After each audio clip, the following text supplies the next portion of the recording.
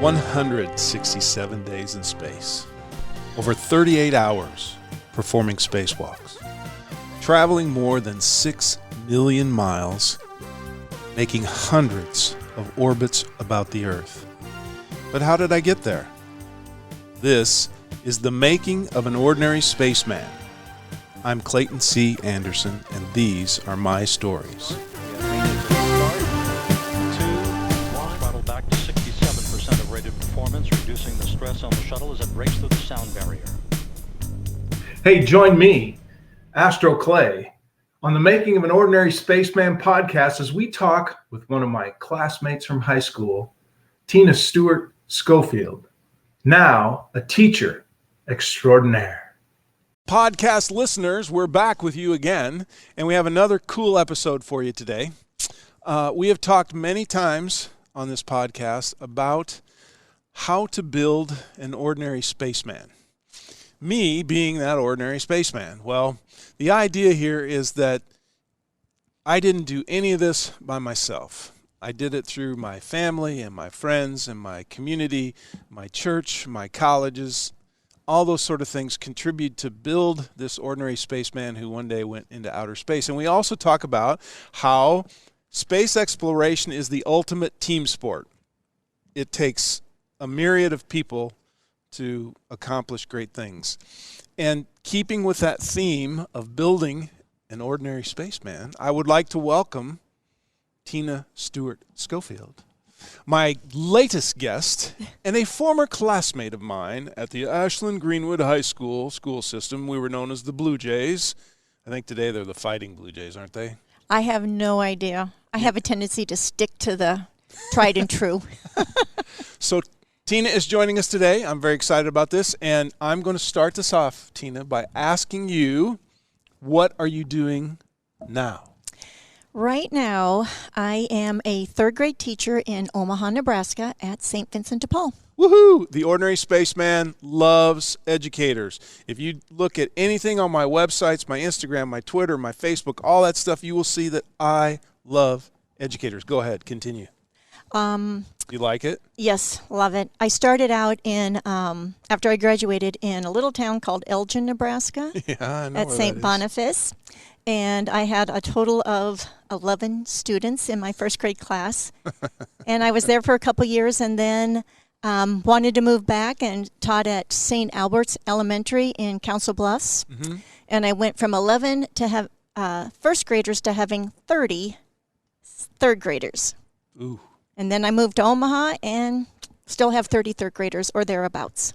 Now, if you had 30 third graders and there were 30 Clayton Andersons, or you had 30 third graders and there were 30 Tina Stewarts, which would you prefer? It all depends on the situation. Now, that's a cop-out, teacher. There is pros and cons to both about where we would best fit. I like that. I'm going to have to steal that, I think. Yes. Okay, so as an educator, and I really do, I love educators, and we all know there are great educators and there are bad educators, but for the most part, you guys are amazing. You deal with things that most people don't even imagine that you deal with. You do it on a regular basis, you do it with a smile on your face, and you do it with grace and the understanding that if you can reach one kid, right? Yeah, if you make a difference, you're making a difference. With one. All right, so how did growing up in Ashland, Nebraska, and attending the Ashland Greenwood school system, overall now, I want you to think in general, because we're going to talk about favorite teachers here in a moment, but in general, how did that experience shape you? How did it hinder you? How did it help you? And how did it move you along the path to becoming an educator? And if you have to, right, if there was a teacher that inspired you to become an educator, it's okay to go into that as well. Well, and there's no looking at another student's paper to get the answer. No, there is not. I would think that through my experience at the public school, because when I was in Omaha, I went to a parochial school, that the public school was a little bit, I guess the only word I can think of is more open that even the structure was different, that kind of lend you to, or me anyway, to be more myself. Okay. And that helped. I think, and I had you had the flexibility to try new things, do things differently, rather than being too structured. Is that right? Okay. And the Catholic schools aren't that way now, because we had nuns then, and now most of the teachers at a Catholic school are lay teachers, and it was different. Yeah, I can only imagine. It was different. Once I came to Ashland, things just, I felt like I was able to relax and just really be myself, and that helped me to grow in a lot of ways, because I was fearful of making mistakes. Sure. And here, if you made a mistake, that just happens. Yeah. But as we went through, I think, overall, teachers inspired me in different ways. The 3rd and 4th grade teachers read Little House on the Prairie books to us, which, got me interested in history. And then as we moved through, we had, really good instructors or teachers in, the science and geography. And, they all had their different ways of teaching, but entertaining, and getting their point across. I can't really say there was one in particular that drove me into the direction of being an educator. And reality is I really went to be a nurse to begin with. Ah. But it's in the same frame, helping people Sure. in different ways. But they didn't think I was ready for that. You didn't pass out the first time you intubated somebody, did you? No, I didn't feel I didn't feel comfortable telling moms, how to raise their teenagers when I was one already. I mean, I was young for my age, and it's like, okay, I just turned 18. Oh my goodness! So they decided, well, if you don't think you can handle it, choose a different field. And teacher came up. As Yoda would say, you chose wisely. There you go. So, did you have Roten for geography? I had Roden and I had Clapp for different ones. Okay, yeah, world geography was Larry Roten, right? Mm-hmm. But we had him when we were in junior, or not, and 9th grader. Yes. Yes. Because I remember he was the football coach, Yes. first of all, right? So I had to deal with him on the football field. But I do remember that he looked at me one time and he said, Anderson, if you went outside in a strong wind, those ears are so big it'd screw you right into the ground. That sounds like him. I was in a serious accident with my horse when I was a junior, 16. Mm-hmm. And Larry Roden came, and I was out of it because of the accident. But he stayed there. Wow. I know. He was a good guy. I mean, good guy. He had being a football coach, I think we had lost 29 in a row when he showed up, and he was responsible for, we ended up winning some before he left, but he stayed after he stepped down as a football coach, and he stayed for a while, and I respected that, and I liked the guy. So I did too. He had a good sense of humor. He told Julie Brockmuller one time, he brought I don't know if you remember this, but he brought a cartoon of a Neo-Synephrine commercial, and it had a big schnoz on the commercial, and he showed that to Julie, and she got irate with the guy, and that was what he did, right? He wanted to stick it to you and just make you go crazy. Were you at the, I don't know if you were in the same class that I was, but Mr. Clapp and Mr. Roten would send messages back and forth trying to outdo each other with questions. Yeah. I was never one of the runners, but. I remember. Clapp was a unique individual as well. Mm-hmm.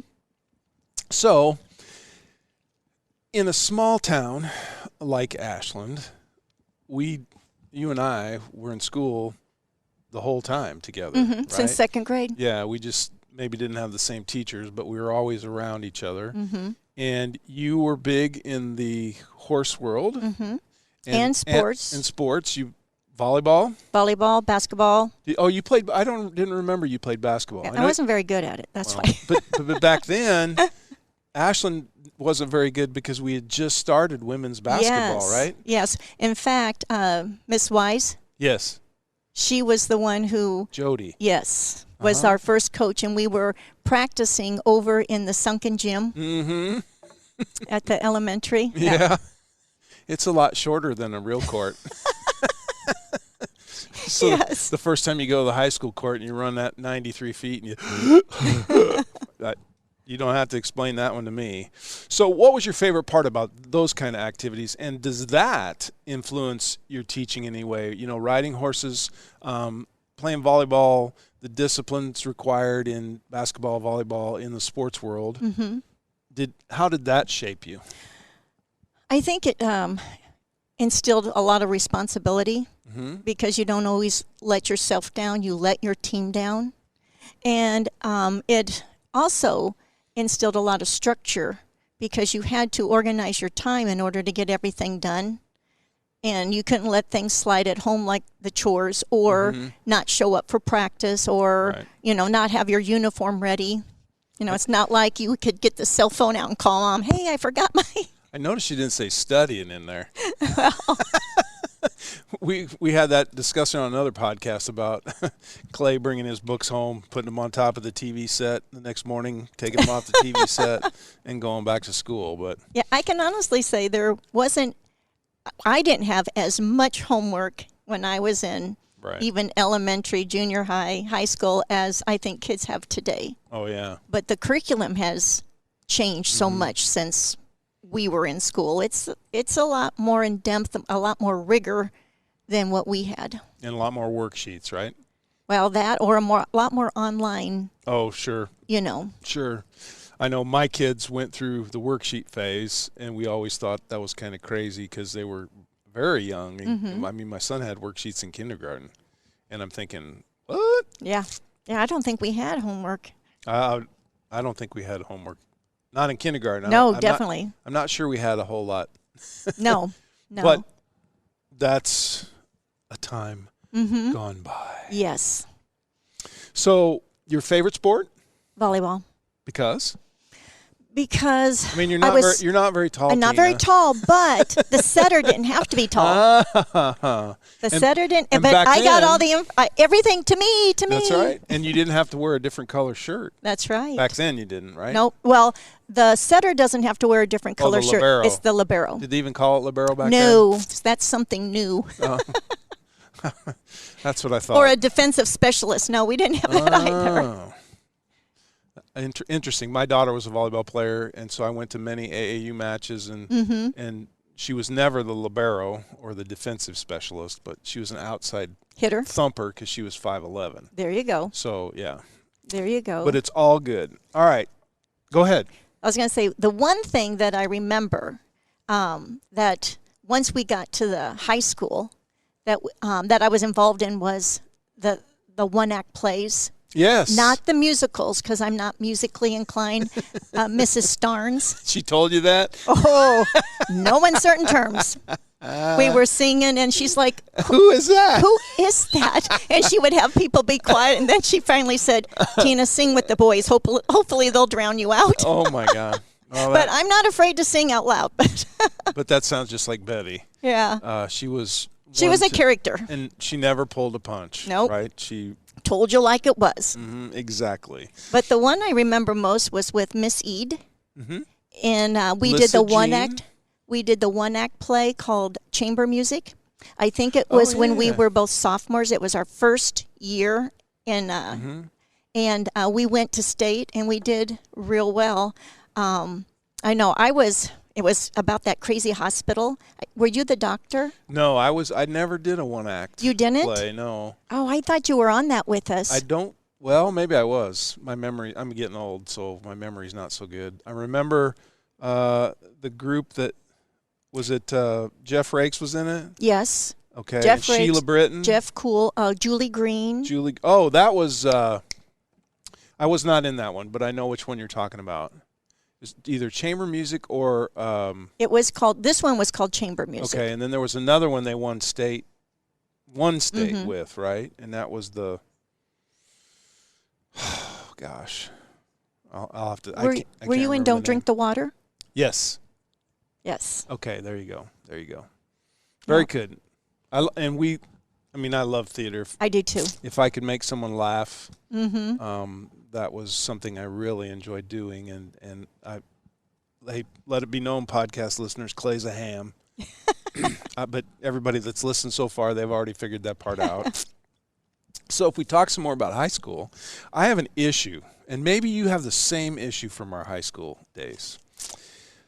On homecoming night in 1976, I believe, held in the old school, the sunken gymnasium where you practice girls basketball. You and I are members of the homecoming court. Yes, we were.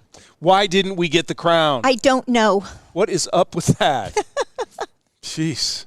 I mean, they missed the perfect chance. They did. We would have been the perfect couple. I mean, who'd they pick? They picked like somebody named Teresa Dulesky and Roger Pike, right? No, Teresa Dulesky got prom. Oh, prom. Yes. Well, then who got homecoming? Was it Allison?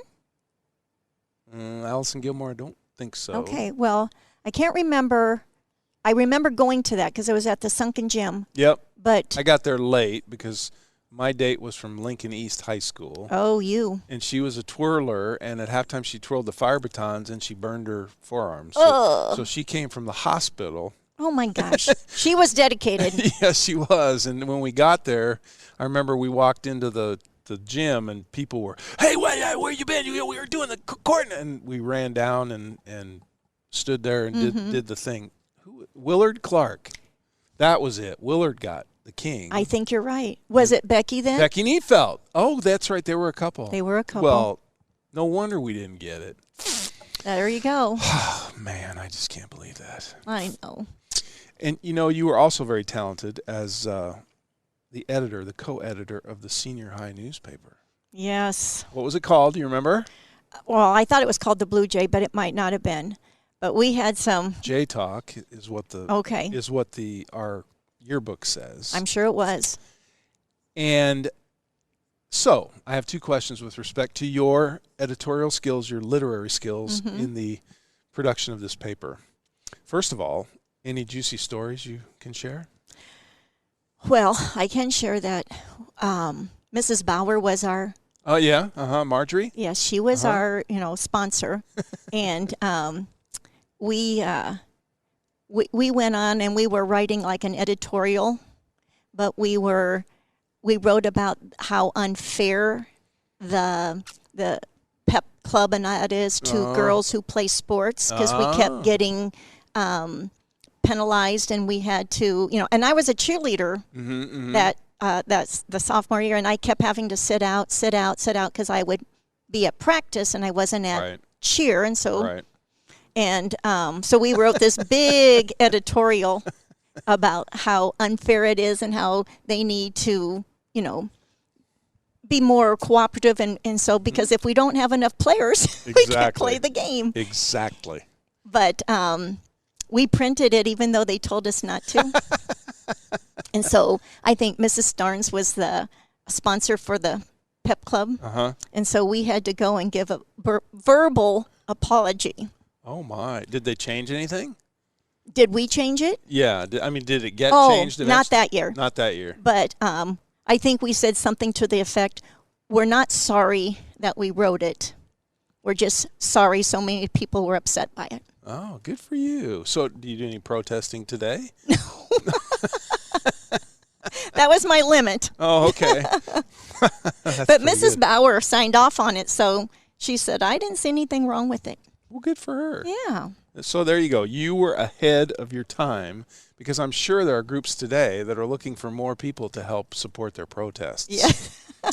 But that's another podcast that we're not going to be doing here. So as this co-editor of the J Talk newspaper, who are the big influencers in the high school environment at Ashland? In regards to what we wrote about? Well, just in general. So when you guys, obviously when you wrote this editorial, you were focused on cheerleading, sports, and the pep club. But were there any other things within the paper that were driven by other influencers within the high school, other students within the high school? Well, we wrote, depending on the season, we had a sports column. We had, Did You Know, column. And then we had the editorial. We also did pieces on teachers once in a while, a little bit about where they came from, how many years they've been at school, and then because they were interviewed. Right. So we did those when we got new equipment. Ooh. Oh, I know. Because who was the media guy? Jerry Whitford. Yes. Sometimes he would get the newer technology to use to videotape and all that. So then we would write something about that. That's cool. I mean, it's good stuff. I think that, since I've become an author, one of the things Ashland did for me was they forced me to write stuff, and they forced me to read. And I love to read. I probably don't read as much now as I'd like, but I fall asleep when I read. That's the age thing. But I remember when Mrs. Thorell first came to Ashland. Junior high? Yeah, we had English with her as well. And I had Haggart, because there was some... She came, right, so she came and came in as a sub, right? And then somebody couldn't teach anymore. Didn't somebody leave and she became the... Who, Mrs. Thorell then? No. Mrs. Haggart was already there. Okay. Mrs. Thorell came after her. There was one teacher that came in and taught, I believe it was English, a lady. Mrs. Fetty? Yeah, that Audrey Fetty, yeah. It's kind of, very unique teacher. Okay, that's who I was thinking of. But anyway, going back to Mrs. Thorell, I was in her English class, and one of the projects we did one semester, if I recall this correctly, was we had to choose 3 books, and she had a list of books. And we had to pick 3 of those, and we had to read them. And then every time we finished reading one, we had to take a quiz. And once the quiz was graded, those 3 quizzes, that was our entire grade for the whole semester. Oh, my gosh. Yeah. Were they long quizzes? I mean, like 20 questions? Yeah, they were not. There was nothing, not a 10 question, a 5 question. It was pretty detailed because I remember how much I loved it, which is pretty strange. But I read The Yearling. Sure. I read The Prisoner of Zenda. I didn't read that one. That's a good book. And I read God is My Co-Pilot. Oh. And that was about a fighter pilot in a World War II or one of the wars. But I read all 3. I took those quizzes, and I did not miss one question on any quiz, which didn't mean the quizzes were easy. Well, they're probably easy, but I love to read so much, and I was amazed at how much I retained. So when you teach kids today, and I'm the author of 2 children's books, by the way. I know. How do you go about, how do you turn them on to reading? That is hard because kids who naturally love to read will read. And those kids who find reading hard, until they find a book or a series or an author, something that they're interested in, it's hard, So a lot of times, we end up suggesting, as you read with your child. Right. Model. Right. Ask questions to each other, make it fun at home, because that's it's easier to make reading fun at home when at school you have to read. Right. Type situations. But it's hard because, like, I was not a reader in school, but I'm a reader now. And it's just because I found, something that I enjoy, which is I'll read anything happy.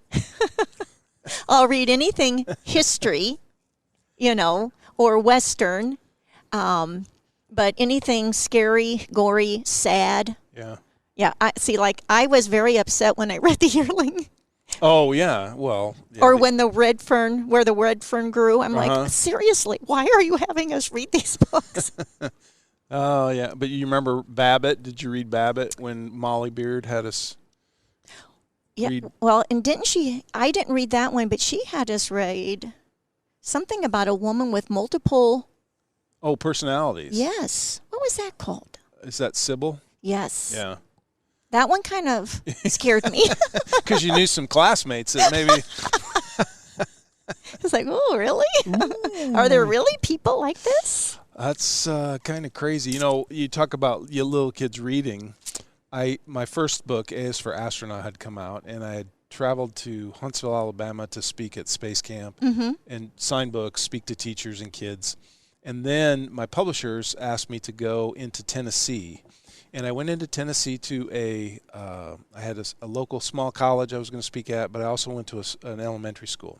Where in Tennessee? You know, I can't. It's right on the west side of the state, but I can't now. I can't remember the name of the college or the school.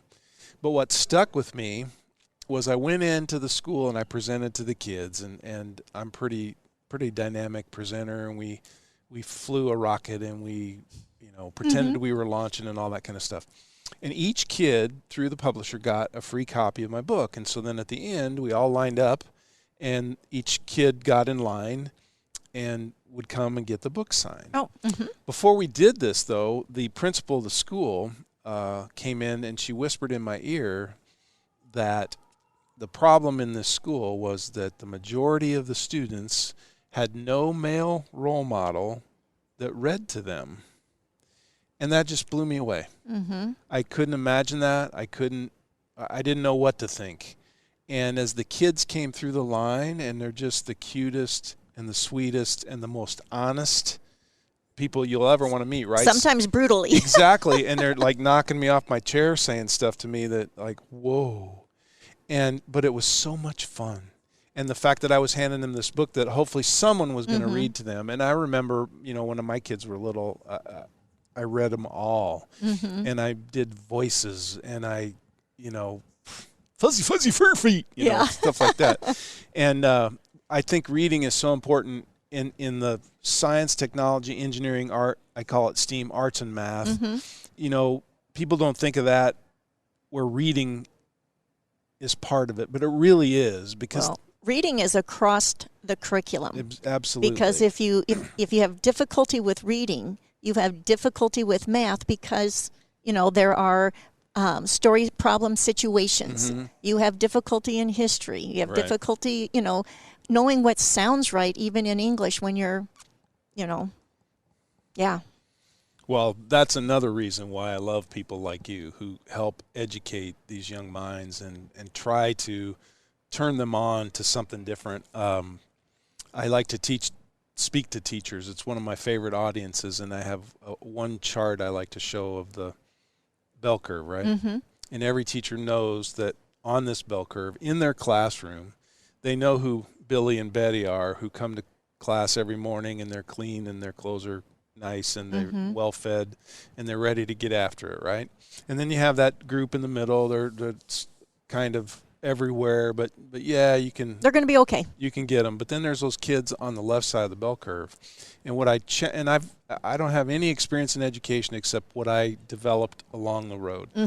And so what I challenge these teachers to do is to use Billy and Bobby over here on the right side of the bell curve to travel back to the back side of the bell curve, make friends with these kids, grab their hand, hold their hand, and try to pull them up to the center.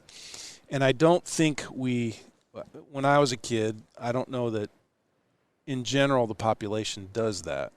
Sometimes they look with disdain on that group of kids rather than look with the helping hand.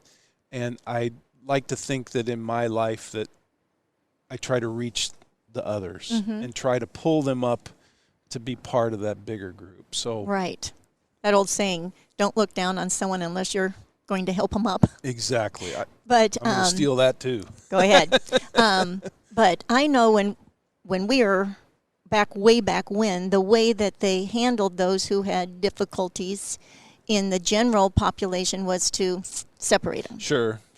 And now they don't do that. Right. Everyone is, so the opportunity to learn from someone on the far right of that bell curve is a lot more available than it was, way back when. Does it make your job harder, though? Having such a diverse group in a classroom? Yeah, and bringing those kids that we used to separate out to give them, the idea was to give them special support and help them along faster, but I'm not sure that it turned out I think that when way. it first started, a lot of teachers felt that, it was quite a challenge. But now there's so much information out there on how to help, because there's so many different challenges that children have. But there's with with the use of the internet, or even support staff, or, professionals who come in, and doctors or whomever you can talk to that give us guidance. This is what you need to do, because you think about even kids with autism are in the room, and they have their own, but having a close communication with their counselor, that they go to, and what terminology they use, can be very effective. Yes, because as the parents are using it, the doctor's using it, their therapist is using it, Sure. I'm using it, Well, it's the same in space. If you don't use the right terminology to tell, for the space station crew to tell the ground, or vice versa, you can make mistakes and bad things can happen. So communication is important. And again, kudos to all the educators out there. So I have one last question for you, Tina. All right, I'll try. I know you can do this. I don't know. What can Ashlyn tell us in general about small town living? And I want you to think about a few pluses, and if there are any minuses, share those with us. And this is from your perspective. My perspective. I think I liked small town I did too. living. Loved it. I think my kids growing up in Omaha got a little cheated, only because we had so many friends. You knew everyone in your class. And so many friends, and our parents knew so many. Right. That it was, if you needed help, you could go almost anywhere. If your car broke down, people would stop because, oh, that looks like Pat Sturt's daughter, I better see if she needs help. So, that was great. You always had a friend. You always had, people to support you. You could easily get involved in things in a small town. Yes. You want to play? Join the team. You're not going to get cut. Exactly. Exactly. Even if you sat the bench. I played softball. Never really got in. But we had now Mr. Marsh was our coach. Frank. Yes, he was our coach. And he goes, do you want to go in? I'm like, no, I'm not really good at this game. I just came here to be with everyone else, and I think I sang Rhinestone Cowboy to cheer my team on. Nice. The whole time. You got any recordings of that? No. They said, as long as I was in the dugout without everyone else, I was fine. But I think a disadvantage is the same thing. Sure. You couldn't do anything without your parents finding out. Yeah. I totally relate to that. Yes. Because that's how my mom and dad found out I threw a snake at Debbie Westover. Oh. Word gets round. We were on the playground and that slide right out there in front of the elementary school, and she slid down the slide, and I had a garter snake and I threw it at her. Yeah, that was not a good plan on my part. And my dad being the town barber. That's right. That's the hub. The police would come in there, the fire, But I don't think I ever went to your dad for a haircut, because my dad brought out the stool and he sat us on the stool, and he'd cut on one side and he'd cut on the other side, and he'd go, hey, that's not even. I got to take a little more off. And the next thing you know, my whole head was shaved. So I think there was a picture of you with yeah, I'm sure there was. One of the yearbooks. On another podcast, we talked to some of our co-students, Mary, Vicky Bond, and Amy Hyatt Angelos. Yes. About June 8th, 2007. Oh, down at the bar? Yes. And I want to share with you the story, and then you can tell us what you were thinking. But I would receive later, when I was on the space station, I was finished with my day. Usually that meant you went over email and started to open up stuff. And usually that was my favorite time of the day, because I was hearing from people that weren't work-related, right? And I remember I got an email. I can't remember where it was from, but when I clicked on it, it opened up with a picture from the newspaper. And I saw all of us there, yeah. You guys there looking up and cheering. And I read the article and I cried. And it was one of the greatest feelings that I had during my 152 days in space for that flight. And so I just wanted to ask you, on that day, what was running through your mind? What were you thinking? Well, there was tons of excitement. And when it took off, I honestly was praying, get through the atmosphere, okay, he made it. Yes, prayed all the way up, Nothing happened. That's awesome. And I was blessed. Everything, every mission, every part of my mission went off on time, went off safely, and I was back home on the ground in 152 days once later. you made it through to the other side, everyone I had a sense of relief, That's awesome. Yeah. Well, yeah, it was.